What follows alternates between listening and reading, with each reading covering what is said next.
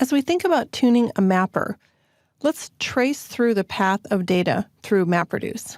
So let's take a look here and start with the map. And the map will work with a key and a value. So let's call this key 1 and value 1. And that's going to be your info coming in. And how that comes in is going to be dependent on the data type and the default input split. That will produce, once the map logic runs on each node, a list of key 2 and value 2 pairs. Those are called intermediate values. There's going to be one list for each local node. By default, if we did something like a word count, it would be the word and then the number 1. So the 1, man 1, is 1, at 1, home 1, like that. So it's quite common in these types of situations to use an optimization that's called a combiner. What that is, it's a local reducer. What it does is it aggregates for each node, in this example, every instance of the same word. So if we had the word the 20 times, instead of listing it 20 times, we would have the 20. It would be a local combiner. Now, this is an optimization that is really commonly used because then less data is passed across the network. It's so common, it's almost standard. It's not required, but it's a really, really common optimization. Now, continuing on, once the output is run from the mappers, then by default, the shuffle and sort will run. And then the second part, of course, is the reduce. So looking very granularly on the right side, we've got the keys, and then we have a list of the values. And the reduce will combine the map output into a list, which will make a new list of K3 and V3. There will be some intermediate aggregation done, depending on the amount of processing that needs to occur and the amount of resources on the reducers. And again, there's opportunity for you to look into that process and to provide further optimizations. One of the things at a high level is always keep your jobs as simple as possible. And if you feel like they're getting too complex, break them into 2 separate jobs. Back in an earlier movie, when I introduced the idea of MapReduce, I talked about the difficulty for OOP programmers getting their head around the MapReduce programming paradigm, which is really functional programming. One activity should be occurring, not 5, not 10, not really even 2 or 3. One type of process. So take the example of word count. In the mapper, we receive the text input, we parse it line by line, and we split that text into individual words based on some methodology. The default tokenizer uses spaces. You can write your own, as we talked about, but you have some sort of logic. Now, if you had to use complex A, B, and C, split, and then add, and then divide, and then manipulate, those should be separate MapReduce jobs. You chain them together. It's a different way of thinking, but it's really the way the MapReduce API was designed to be used. So when we think of mapper task optimization, we have many different things that we can look at. The first thing I already talked about, which is subdividing tasks. That's the most common thing I see out there in the wild, where you need to break your mapper apart into separate mapper tasks. And as I said, you want to aim for really no more than 1, 2, or 3 processes to occur. And really it should be short. That should correlate to minutes, 1 to 3 minutes per map task run. Now, there's many other things that you can do in addition to this to optimize your mapper. You can, for example, set up a custom partitioner. The default is a hash partitioner. You can override that. You can partition by any value that's being passed in. That could be a numeric value, it could be a text value, a binary value, anything at all.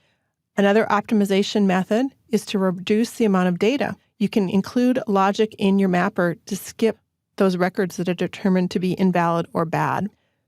In your mapper, you can define what constitutes a bad record, and then you can also include a counter, and you can set a value at which the map job will stop or retry if too many bad records are found. You can also use this to assist in debugging or unit testing. Another optimization is you can monitor and tune for optimal spill ratio. So spill ratio means when the memory on the mapper machine is overloaded and the processing has to spill out to disk. That's what the definition of spill is. So the spill ratio is how many records spill out to disk versus those processed in memory. So the goal is the number of spilled records will equal the number of map output records. And you can tune this in io.sort.spill.percent. And you can also set the desired number of mappers in the config files. I've already mentioned local reducers, which are combiners. Another optimization that you can do is you can set map-only jobs, no reducer. What's an example of this? Because this is a little bit strange when you first hear about it. One that I've seen is photo processing, where you pull in images and you pull them in as binary and you do some processing on them. And then when you're done with each map process, you simply pass them through because there's no aggregation that's needed. You're doing some sort of processing on each photo in this case. So let's look a little bit more deeply at input file compression. And I'm just taking what Cloudera uses. Vendors are different, so you're going to want to look at the vendor documentation. You really want to read what they recommend because their distributions do vary in how they support the different compression algorithms. So for example, in Cloudera, their version of LZO is splittable.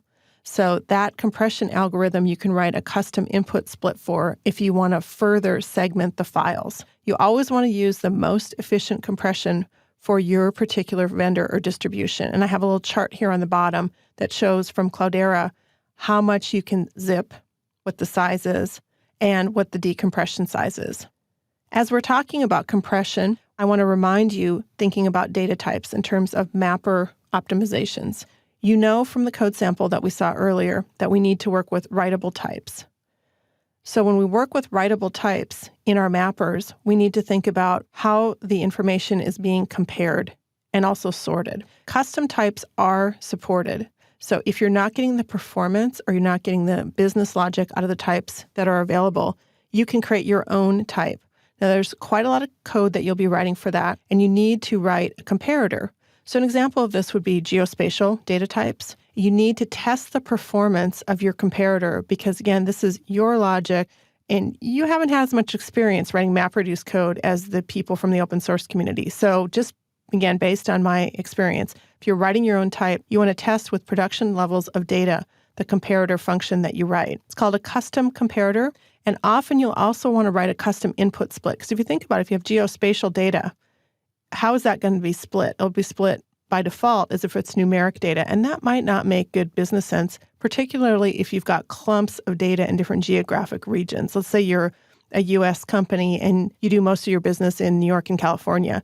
So if you split your data by the default method and you had a geospatial type, that really wouldn't work well when you were loading for MapReduce because you would not make maximum use of splitting the data across all your map nodes.